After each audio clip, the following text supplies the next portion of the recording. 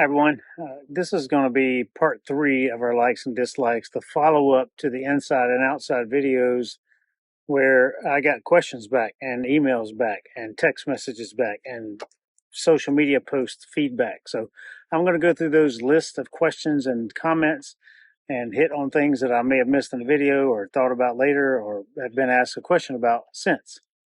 Join me.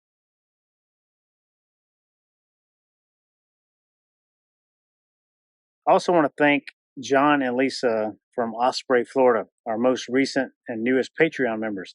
Thank you guys very much for your support, and we look forward to seeing you on the road very soon. And John, I'm looking forward to talking to you about your new rig. Thing one, the bathroom sink faucet. In our 30-foot Air International, the sink faucet was either set back an inch further or the spout was an inch shorter because washing my hands was much more difficult to keep the counter from getting wet than it is in this one. And this one's still problematic. I still wish it were an inch more towards the center over the sink. It looks great. I don't mind the faucet itself. It's tall enough. It's just needs to be about an inch longer because every time I wash my hands, I have to put them deep in the sink at the bottom. But I still splash water on the wall and on the counter and things like that. So bathroom sink is something I really, I don't say don't like, but it's problematic. Tire pressure. I've been asked a lot of questions about tire pressure because I talked about the TPMS system we have. First thing, if you're going to use the TPMS system, and I've talked about this in previous videos where I've done reviews on our TPMS, you really need a metal valve stem. And that's not necessarily needed from the beginning, but if that valve stem ever starts to leak, you will need a metal valve stem put in. So it's easy just to have them all done at the very beginning. And if you're buying a new rig, you can just request it straight off before you even go pick it up. Install 4 metal valve stems on my rims. Most dealerships can do it pretty easy. Know that they're not tire dealers. Most Airstream dealers or RV dealers are not tire places. So some are really good at handling tires and some are not so good. So you can go to a local tire store and have it done. But if you go to a local tire store, the one thing you have to worry about is them jacking the rig up. There are jack pads on the bottom of your rig, and it needs to be jacked up on those jack pads specifically in order to get the tires off the ground. So make sure if you take it to somewhere that's a tire place that they do the jack pads or jack it up on the jack pads.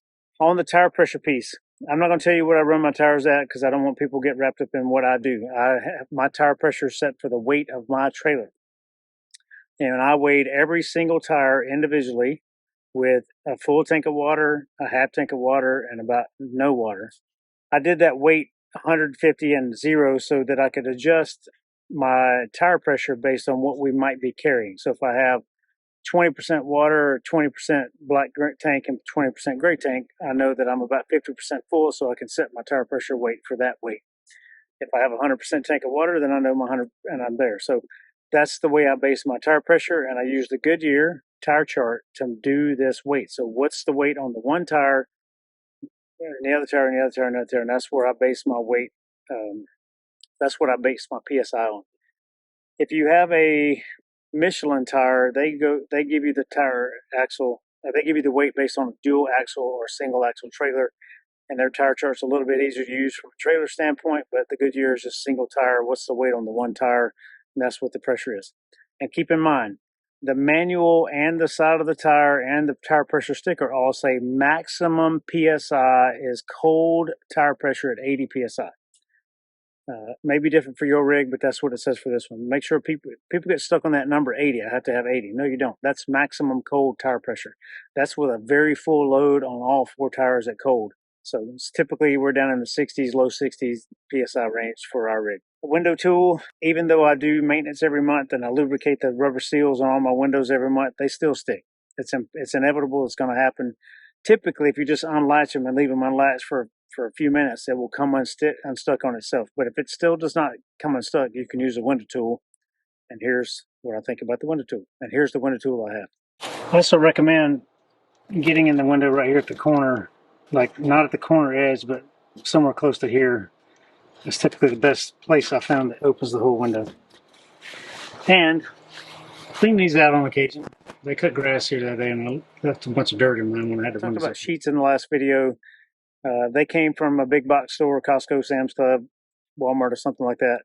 And they're standard twin sheets. We have a set of wool sheets for the winter, and we have a set of summer sheets for the summer, and they both work great.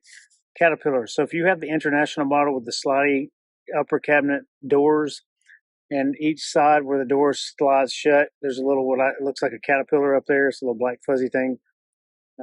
If those are ever coming down, please re-glue them up there, and don't let them hang and run the door into it, because it will push it off further. And just in general, that's one of my things to check when I'm opening and closing those cabinet doors. They keep them closed. They provide friction when at the outer limits of the door opening or closing. And while it's here in my mind, your upper cabinets, whether you have the doors that raise up or these doors that slide open, it doesn't matter. But right up in here against the edge on the inside of the upper locker or upper storage area cabinet, you'll see a piece of aluminum, and you'll see some screws in it, and you'll also see some pretty big rivets. That's something else you need to check on your monthly, what I do my monthly checks around my drawers. But I get up in here and look, and I see to make sure all the washers are the screws and the rivets are all still in there, because if they're not, your locker's going to fall off the wall. And I've seen that happen too.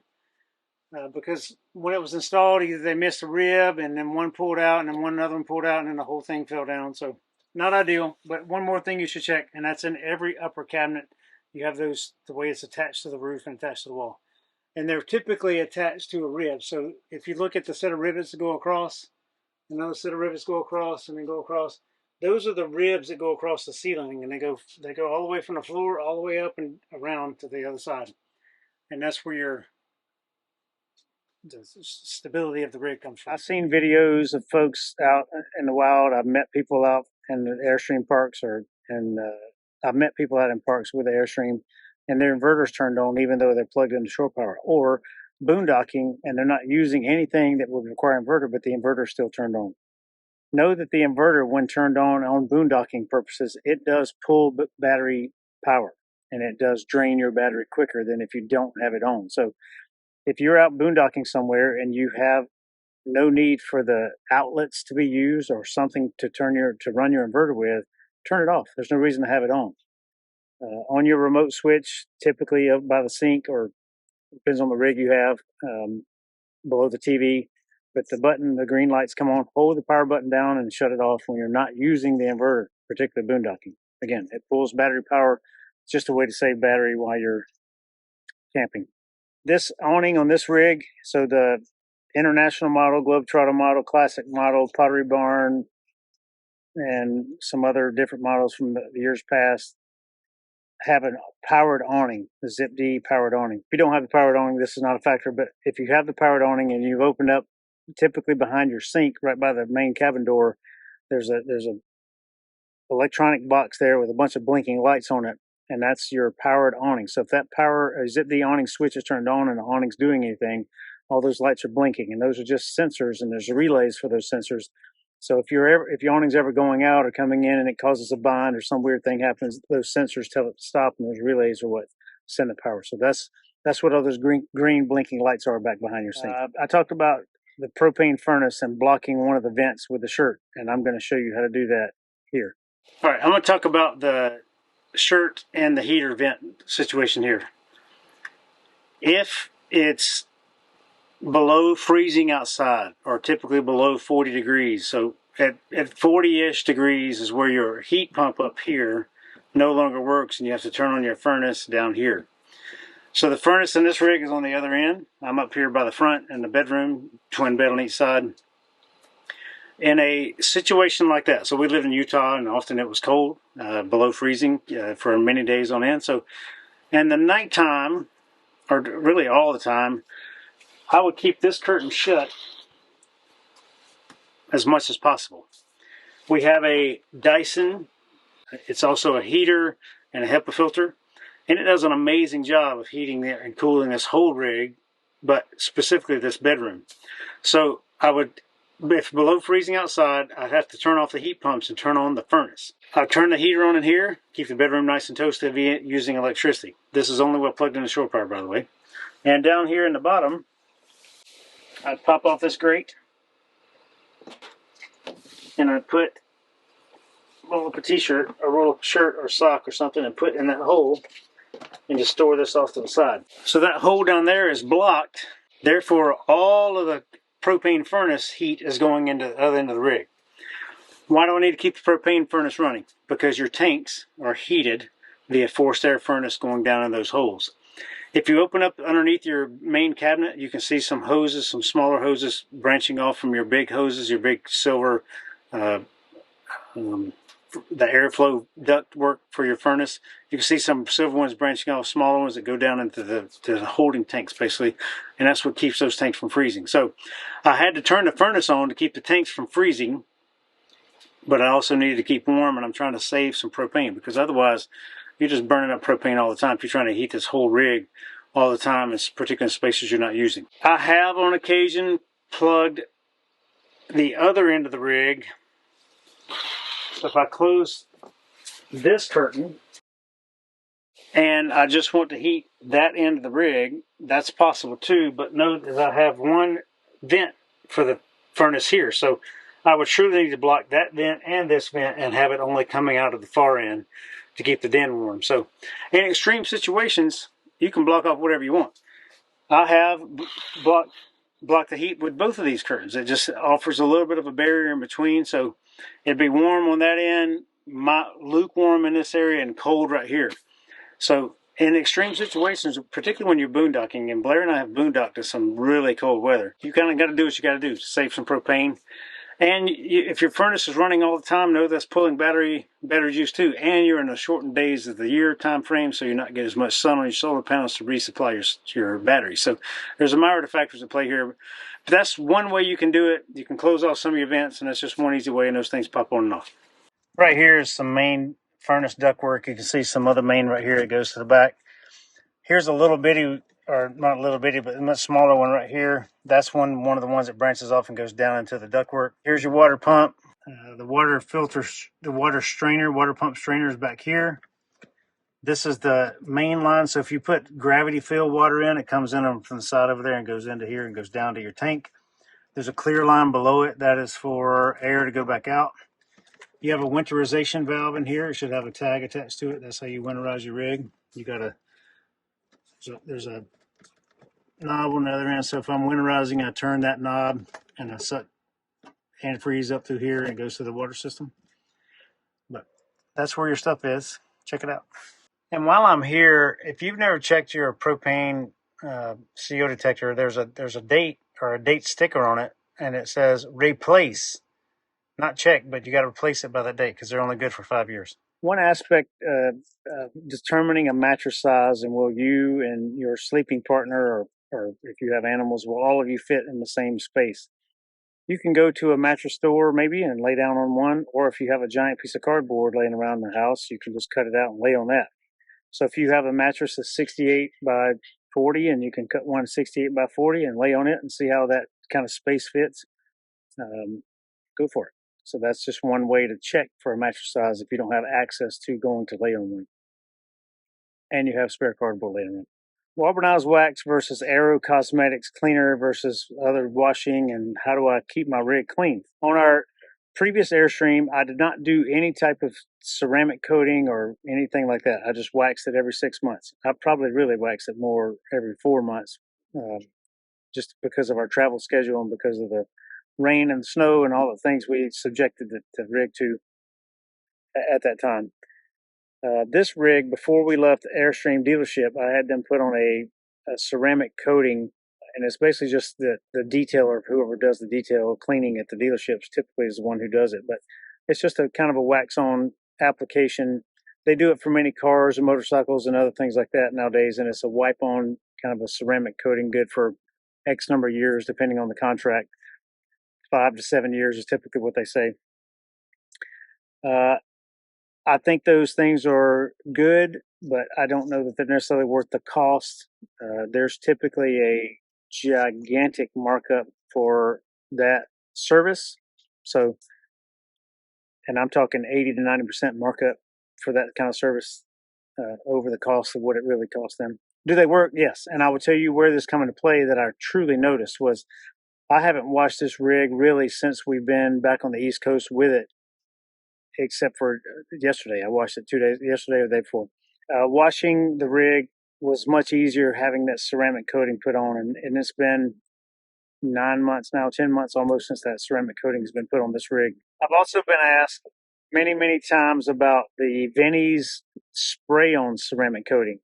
If you've seen Long Honeymoons, Sean and Christy, they had it done at the Sacramento location.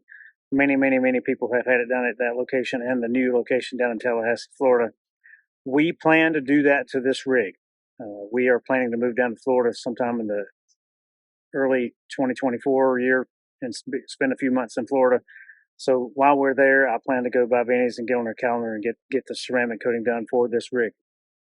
I think it's fantastic, and a number of reasons why.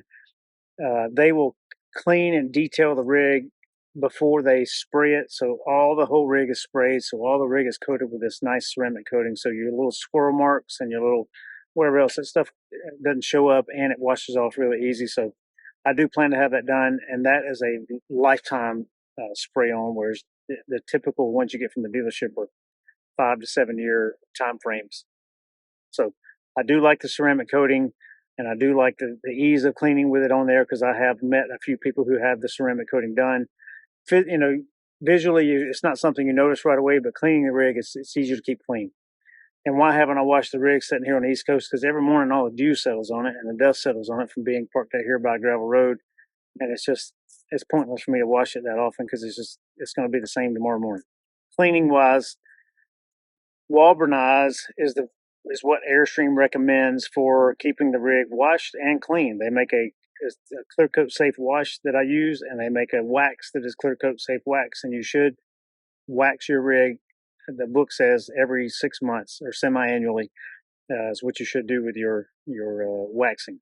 And there's 2 different types of wax, and people kind of get these screwed up. There's a pink looking wax, and it's in a smaller bottle, tall. It's for the clear coat wax ones, and there's also a Walburnized polish that's in a bigger, much bigger jar, and it's a beige looking color. Those are for the ones without the clear coat, the ones you see that are super shiny like a mirror. That's to keep those things polished with. So don't screw that up. Also, cleaning, I use something called Aero Cosmetics. They sell a nice big wand you can use. It's very tall for tall rigs, all kinds of rags and cleaning solutions, and they got their own little ceramic coating you can spray on as well. I love Aero Cosmetics. I've used it on every rig I have owned. I've used it on my vehicles. And where I learned about this was many years ago. Some people out there in the world know this already, but as a U.S. Marine 20 years ago, I got a chance to fly as a crew chief on Marine One, the presidential helicopter. So for a few years there, I flew around with the presidents, Clinton and Bush, and thoroughly enjoyed my time with that. But that's one of the things we use to keep the helicopters clean. And I said, if it's safe to use on that paint job and that deal, then it's safe enough to use on anything I'm ever going to have. So that's where I first learned about it, and that's why I use it. But it's on our Amazon page. It's on Amazon in general, but it's something we do love and enjoy. And why do I use that? Because it's a waterless wash. When I'm in a park that doesn't allow me to wash with normal soap and water, I use the Aero Cosmetics cleaner, and it's fantastic, and it's safe on all the surfaces. So really handy deal.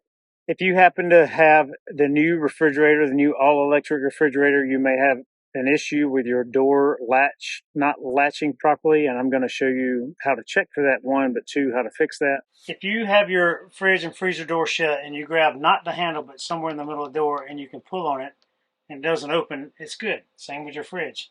If you can pull on it here in the middle and it doesn't open, that's good. But I guarantee you, many of you are going to pull on it like this and it's going to come right open without touching the handle. If you'll notice on your fridge handle, there's a little protruding piece right here. It's really small, about 3/16 of an inch across.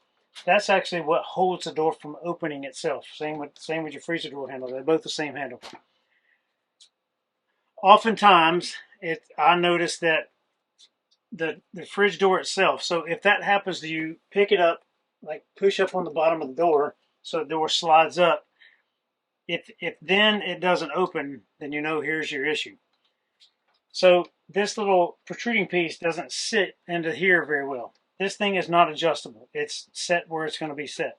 So what you have to do is take the doors off and put a new washer down here at the bottom.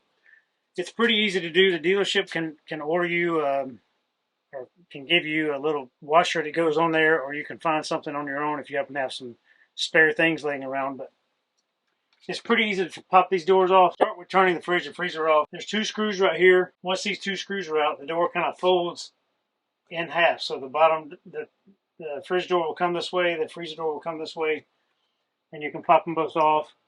And you can see the posts they sit on, but down at the bottom is where you need to add that washer or something to raise the level of the door all the way up. And it doesn't have to go very far. Typically it's 1 washer will work, maybe 2 washers will work. It doesn't take much space going up. But that's a pretty common issue with these fridges. Easy to fix, easy to do. But if you're getting a new rig, this goes back to that.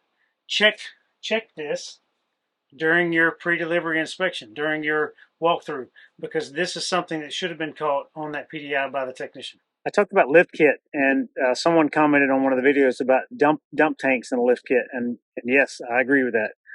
We have had a number of issues without the lift kit on this rig and the old model before it was lifted, dumping the tanks.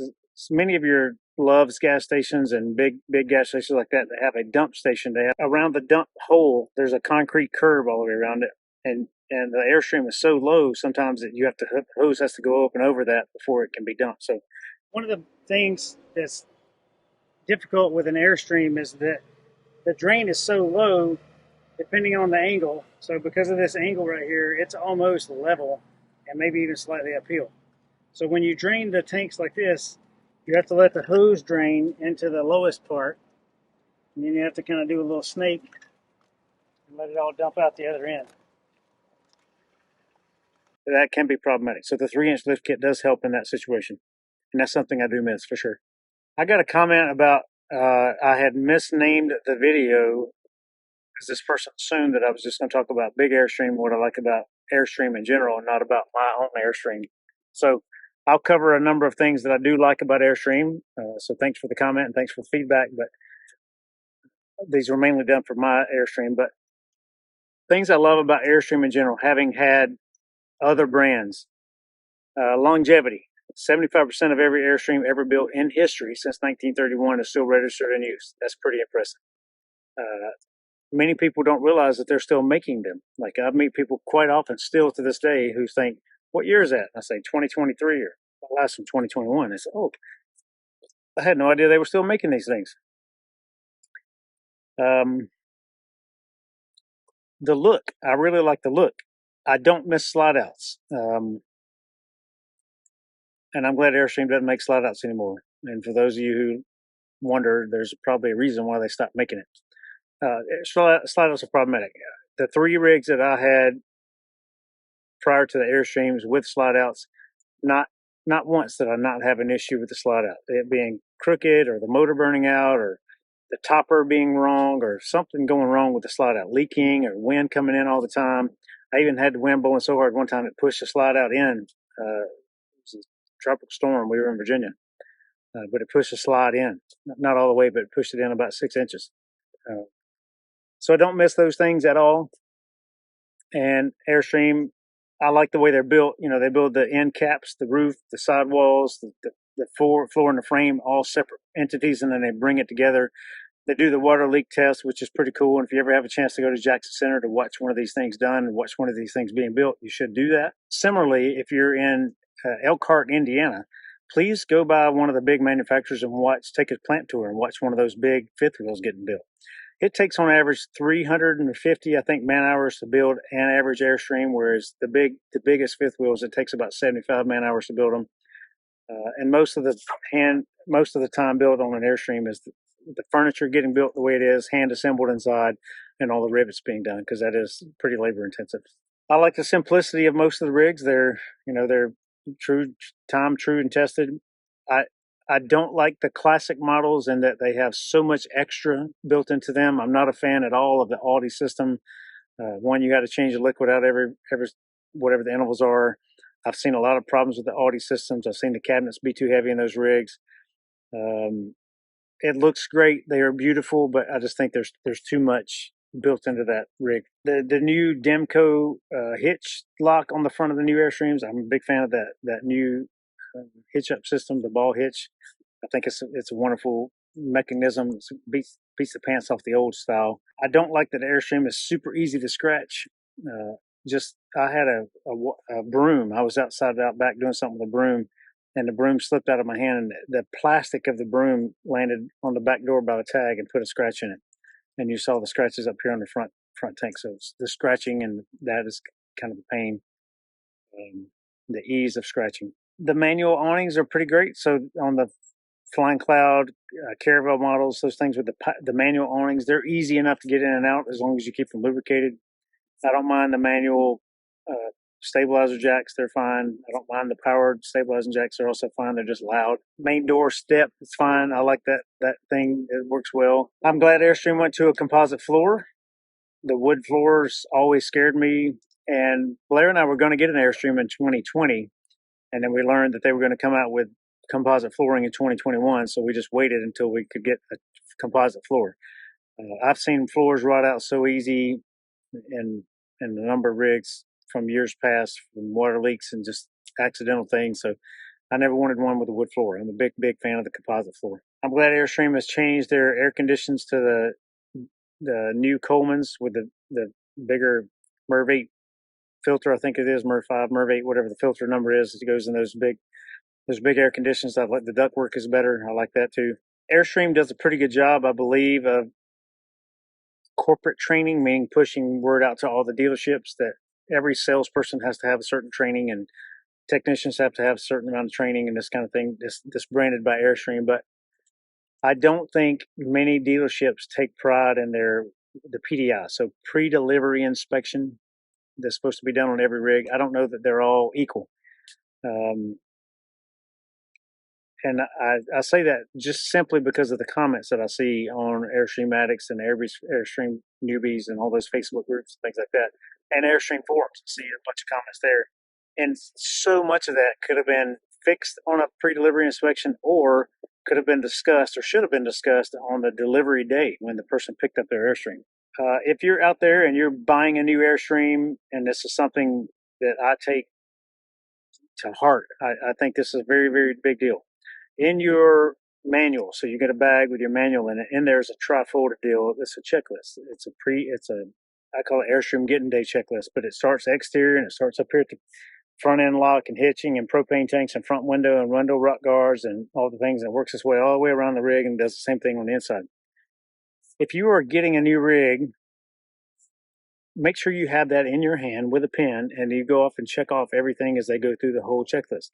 And know that it's your day to get your Airstream. It's not the dealership's day to sell you the Airstream. Yes, you've already bought the thing, it's yours, it's ready to take home, but take as long as you need. If it takes 8 hours to go through that whole checklist, that's fine. If you are comfortable with it, you don't need a checklist, and you don't need to go through all the things, I would still go through it. If you think you've been RVing long enough, but this is your first time with an Airstream, make the person take you through the whole thing. Ideally, the person who did the pre-delivery inspection on your rig is the one who's going to give you the tour, and they can tell you, hey, when it came here from the factory, that was a scratch, and there was a screw missing here, and there was whatever things fell out during the transition across the country, or had to put a new tire on for whatever reason, or whatever they fixed, and they can show you the work orders of where they fixed anything on that rig. So ask them, what problems do they see from doing the PDIs over and over and over again, that kind of thing. So please take time on delivery day, Airstream Getting Day. There should be no rush to get done with that and get on with your business. You got the rest of your life to use this camper. Take that time to go through the rig, inspect it. And that said, some people go way overboard, and they, any little minor thing, they are blowing out of big proportions. Know that it is an RV, and there's going to be ripples in the aluminum. There's going to be dents in it on occasion. There's going to be maybe a little scratch here or there may be some rust underneath. It's still I know it's an expensive thing, and it's an emotional event to buy one. Believe me, I bought many of them, so I understand that piece. But be realistic, please. If I think of anything else that goes along with likes and dislikes about Big Airstream, I'll come back to that. Back here on my step, I had a couple people ask me what's that bar in there, and it's a step brace. Phil, the NOLOX guy, he sells a door lock, the catch. I forget what that bolt's called, the door lock catch. He sells a thing to keep your door from locking, a handle brace, a couple other things. I have most of his stuff, and I've done a video on all that. But Phil, the NOLOX Guy, NOLOXsolutions at gmail.com. You can order stuff from him. Really big fan, but I really do love the step brace. It's a very simple thing to make. I believe Ronnie Dennis, Airstream Nuts and Bolts, also makes them. A number of people made them. I've made a few of them when I had access to spare aluminum and aluminum welder. I made a couple myself and gave them out to some friends. But I think they're fantastic, and I think it's worthwhile purchase. Fantastic fan. I've had a number of folks just recently in the last month or so reach out to me about the fantastic fan cover having broken. So there's a metal bar that the motor's attached down here, and a metal bar pushes up like this, which raises the fan. So where it connects up here, either it's closed too much and broken that piece of plastic, or opened up here and broken the plastic, or what I genuinely believe, some people have left them open in the wind and they've broken the plastic that way. They're very easy to change out. If you can get up on the roof, it's just a handful of screws and you can pull that thing off and swap them out pretty easy. You can purchase them on Amazon too. We had debated on putting a Max Air fan in, so removing the fantastic fan and putting a Max Air fan in. I know a couple of folks have done that. Gil and Lane, for example, some friends of ours. I think it's a wonderful option. It's something I might do in the future because it pulls air in or blows it out. It has a little remote.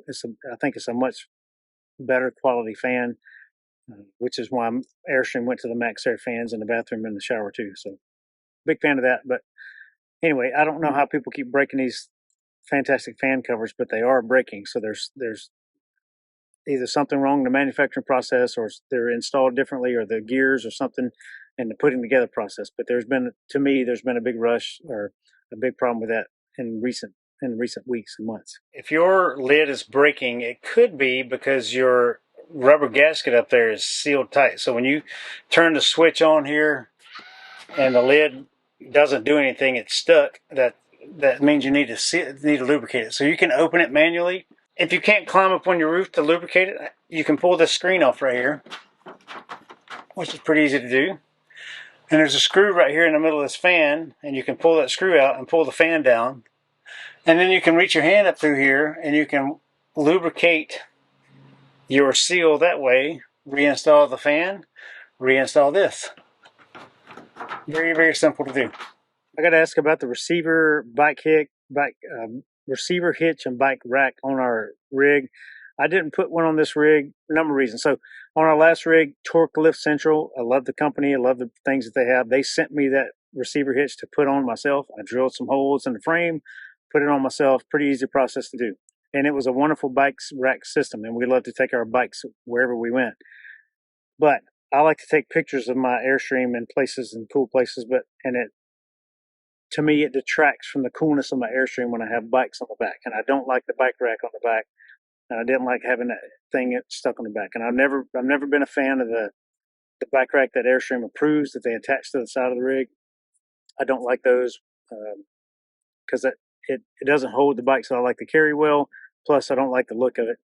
And then having the receiver hitch back there was nice for a number of reasons, but I didn't put one on here. One, I don't have it lifted, so putting that on the back bumper, that 30-foot, it dropped my bumper even more. So it was great to have the lift kit on there with that receiver hitch. But this has the rear hatch. So if I were to put a bike rack back there, I'd have to have one of those articulating ones that comes out when I wanted to open the hatch. So our bike rack is now on the back of the truck. Water pumps have not always, but most of my RV life, I've always carried a spare water pump, and I just buy the SureFlow water pump and keep it in the cabinet or the locker where the water pump actually is. There's plenty of room in there typically. And in the event my water pump goes out somewhere that I didn't expect it to, I have one and I don't have to worry about getting one. So they're easy enough to change out. It's a couple screws hold it in the ground, 4 screws probably, a couple connectors, and 2 fittings on the ends of the pipe. It's a very simple thing to change out if you ever need to do so. I got an email from a guy talking about the water pump. There's a company that makes a water pump controller, and it really just changes the energy going into, or the power going into the water pump itself, and there's a pressure flow valve that you would hook onto it. And it smooths out the water pump, and it makes it much quieter than it is. So I haven't bought it yet. I'm going to send Terry an email today as soon as I'm done with this video because I'm curious. I read through the manual, and it says that the water pump regulator device goes from 30 to 44 psi. Knowing this Airstream and the on-demand water system, it requires a 45 psi system to actuate your water heater. So that's those numbers don't match to me. So I got to ask him about that and see how that would work in here, because there have been some people who, the guy who emailed me said he had put one on his rig and it worked fine. So I need to understand that in my brain, which right now I don't. I did get an email back from Terry about the water pump system. So stand by for an install video of that very soon, because I have one coming. The issue is not necessarily the PSI, it's more of a flow rate. So the Girard water heater says a minimum 45 PSI, but it also says a minimum of 0.8 gallons per minute flow rate. And if you don't have something to check the PSI with, you can always check the gallon per minute. So if you've got a gallon size container, you can put under your faucet and turn the faucet on. And if it has more than a gallon in less than a minute, that you know your flow rate is good. So your water heater should be working. And I mean that in your parks, like in the park here, the flow rate coming out of the spigot is not a gallon per minute flow rate. It's much less than that. So I have to have water pump on to get even my water heater to work here. But looking forward to getting the device and installing it for you to check it out and see if it's something you might want to. And thanks, Terry, for your quick response. Adjusting the door, I've done that a number of times. I just recently did it again, and here's the video on that. I just finished a little workout out here, and I was opening the door, and I noticed that it's moving up here. I noticed that it's moving up here at this hinge when I shut the door. So I pulled off our little shiny pieces here that go in here that keep. Now, I'd like to keep these off all the time because I can watch the bolts. But if you do and the bolt comes loose, it has a risk of falling off, falling down the highway, something like that. So I always put these back on. Double-sided tape, command strips work too. I've made a video about adjusting the door many, many times, but I'm going to reiterate it again here. It's a simple process. Go to Lowe's or Home Depot or a paint store or somewhere, get you some paint sticks. They're free, and you can take them and just break one. So you can fit down here below your bottom hinge. Is really what I'm trying to do. But I want to put one in that bottom hinge, shut the door, and I'm looking. I want the crack to be about the same all the way up. And the crack to be about the same all the way up. And I can use the other one to put it up here in this top piece. So now my door's shut all the way. And I'm going to take a T27 as your, I forget what these are. It's like an Allen wrench, but it's ridged on the end. But T27 is the size you need. And I'm going to make sure, I can see already that this top one is loose. So I'm going to tighten it back down. Bottom one was pretty tight. But I just want to loosen it. Lift. That one was tight already.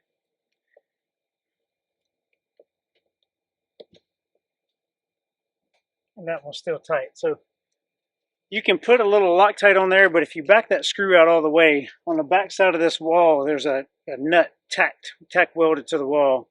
And if it ever falls, you got to cut a hole in the inside wall to fish that thing out or put a new one on the back. So I never recommend anybody taking them all the way out, but if you can get it backed out enough to put just a little bit of Loctite on there, it'd be great. But you can see wear grease from where it's kind of sagged a little bit. But I'm always checking to see if my door is where it needs to be. Tighten this down some more just to make sure. And here. So if you ever find your door being a little bit wonky, you may want to pop these things off. Get you an Allen wrench set. I got this set and the standard and metric set of Allen wrenches, all three of them, for pretty cheap on Amazon. It'll be on our Amazon page, which is linked down below. Now it shuts pretty good. It's still just a slight bit off, but not a big deal. It shuts the way I expect it to shut. And my crack over here is A-okay. One other thing about this rig, this that I hadn't thought about it in a long time was because it was cold this morning. We had our heat pumps on, so the air conditioners turn into heat pumps. And when the roof gets warm, there's a piece of aluminum that contracts and retracts right above the refrigerator. So I heard it pop this morning. I said, I'm going to talk about that on video. So I'm glad it happened this morning. Sometimes the way the aluminum is set in there, the way they push the cabinets against the walls and set it up, sometimes there'll be a little shift in the aluminum as the temperature goes warm or cold. So that is one of the things in this rig. Washing dishes, something I didn't talk about before, but we do not put any, if possible, grease down the drain. So I have a little little mesh food catch thing that goes in the sink. But before I go to wash, so I cooked bacon this morning, for example, all the bacon grease gets wiped out with paper towels and thrown away and does not get washed down my drain because I don't want to get the pipes gunky or get my gray tank full of anything that may come from the kitchen. So if we're cooking with coconut oil or butter or bacon grease or whatever the things are that coat the pans, I always wipe those out as best I'm able to with some paper products before washing it. So nice thing is we're headed up to North Carolina in a week or so, maybe 10 days, something like that, and we're going to go to Alumalina. It's a pretty big Airstream rally in North Carolina. We're really looking forward to that, and all the folks that we have met who are headed there too. Excited to see you out there. And speaking of Patreon members, if you are one of the top tier members, I'm going to send you a couple of these new koozies we got. It's got the Airstream on the back, a little logo, and our logo on this side. And if anybody's out there who would like to buy some of these, $5, I'll mail you one. Just send us an email via the contact us link on our website. Thanks for joining us today, everybody. And if you have any questions about what we do, why we do, how we do, or any thoughts on your rig or how I can help you get your rig set up or do something different with your rig, or just random questions you may have, feel free to reach out to us via the contact us link on our website or leave a comment down below, and I will write back as soon as I read it. Have a great day, everyone, and happy adventures. Tom's metal valve stem. Oh, TPMS. Curve all the way around it, so you have to... Hello, dog. What are you doing? You need some help? You need some attention? Pepper's hanging out here. I don't know if you can see in the frame. The stuff we have inside, plus, you know,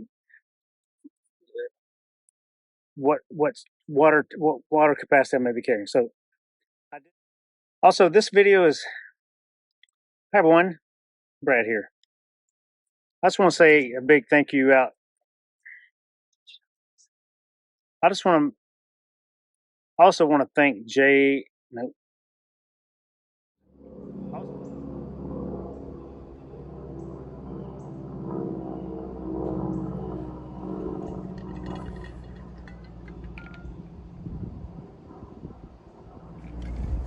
There's a very low flying plane flying around, causing all sorts of noise out here.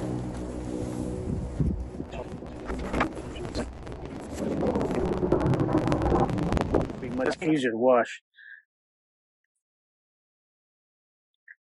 There's a wasp flying around here and it just landed on me, and I got stung on my elbow last week by one of these damn things, and I don't want to get stung again, so I was trying not to get stung. Anyway, what comes from my buddy Airplane again. There's a Walbernized polish. It's more of a beige looking color. Excuse me.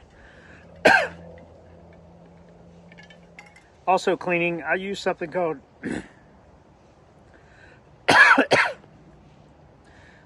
also cleaning. Likewise, I'm going to send him an email today as soon as I'm done with it. Barbara. Smells like poop. Wonder why.